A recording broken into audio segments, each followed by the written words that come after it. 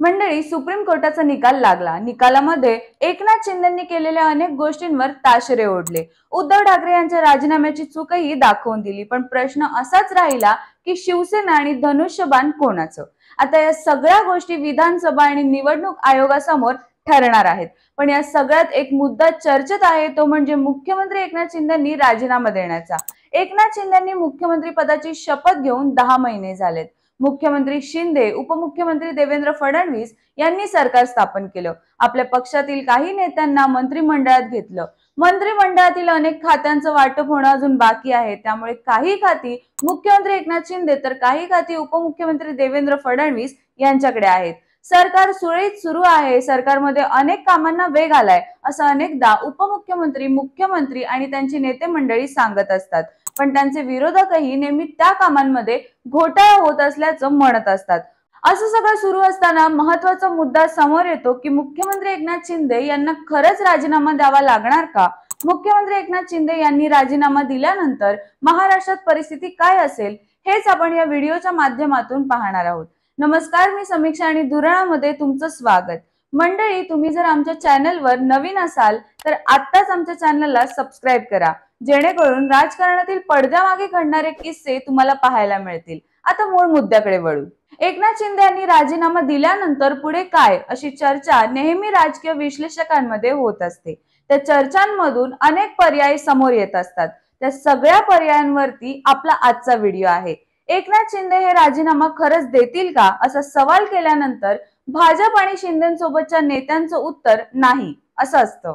यामागेही एक लॉजिक आहे, ते म्हणजे आमदार नसतानाही शिंदे मुख्यमंत्री पदावर 6 महिने राहू शकतात। ते कसं, हेही समजून घ्या। एखाद्या व्यक्तीला 144 आमदारांचा पाठिंबा असला तर ती व्यक्ती मुख्यमंत्री पदावर राहू शकते, पण पुढील 6 महिन्यांच्या आत त्या व्यक्तीला विधानसभा किंवा विधान परिषदेचे सदस्यत्व मिळावं लागतं। याच लॉजिकने एकनाथ शिंदे मुख्यमंत्री पदावर राहू शकतात। मंडळी, शिंदेच्या विरोधात निकाल लागला तरी भाजप शिंदे गटाची आकडेमोड कशी असू शकते, यावर आम्ही वेगळा व्हिडिओ केलाय।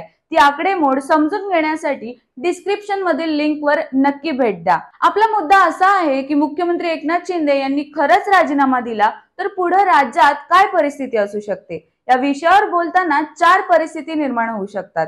आम्ही यासाठी लोकांच्या प्रतिक्रिया मागून घेतल्या होत्या।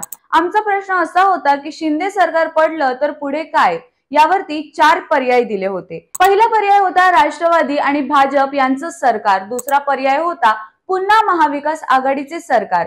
तिसरा पर्याय राष्ट्रपती राजवटचा होता आणि चौथा पर्याय मध्यावधी निवडणुका।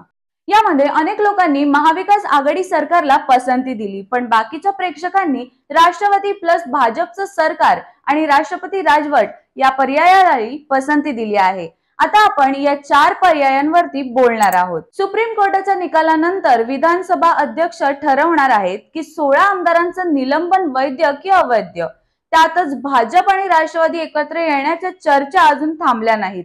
जरी शिंदेसोबतच्या आमदारांचं निलंबन झालं तर बहुमतासाठी राष्ट्रवादीच्या आमदारांना सोबत घेऊन भाजप सरकार स्थापन करेल अशा चर्चा रंगू लागल्या।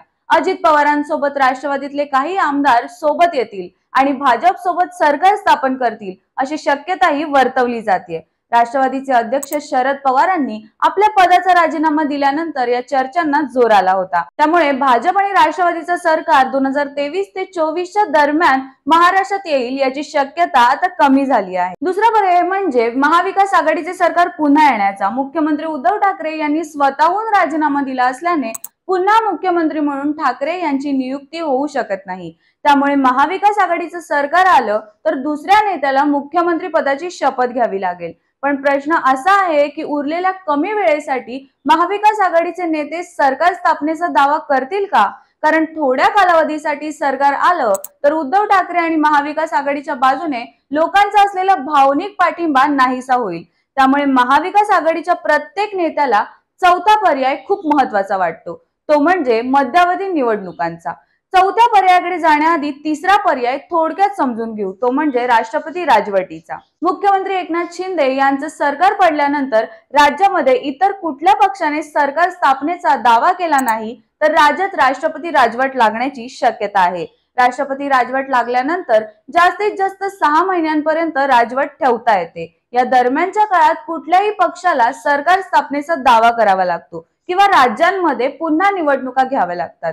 जर कोणी सरकार स्थापनेचा दावा केला नाही किंवा मध्यावधी निवडणुका लढल्या नाहीत तर राष्ट्रपती राजवट पुन्हा 6 महिन्यांसाठी वाढवली जाऊ शकते। याचाच अर्थ आपला चौथा पर्याय खूप महत्वाचा आहे। राज्यात मध्यावधी निवडणुका लागल्या किंवा विधानसभा आणि लोकसभा निवडणुकांपर्यंत राष्ट्रपती राजवट लागली तर येणाऱ्या निवडणुकांमध्ये एका बाजूला भाजप आणि शिंदे गट तर दुसऱ्या बाजूला काँग्रेस, राष्ट्रवादी आणि ठाकरे गट अशी लढाई होऊ शकते। येणाऱ्या काळात महाविकास आघाडीमध्ये काँग्रेस, राष्ट्रवादी, ठाकरेंची शिवसेना आणि इतर घटक पक्ष एकत्र लढले तर त्यांना मोठा फायदा होऊ शकतो, तर भाजप आणि शिंदे गटाला मोठा तोटा होऊ शकतो असे सांगणारे अनेक सर्वे आताच होऊन गेले।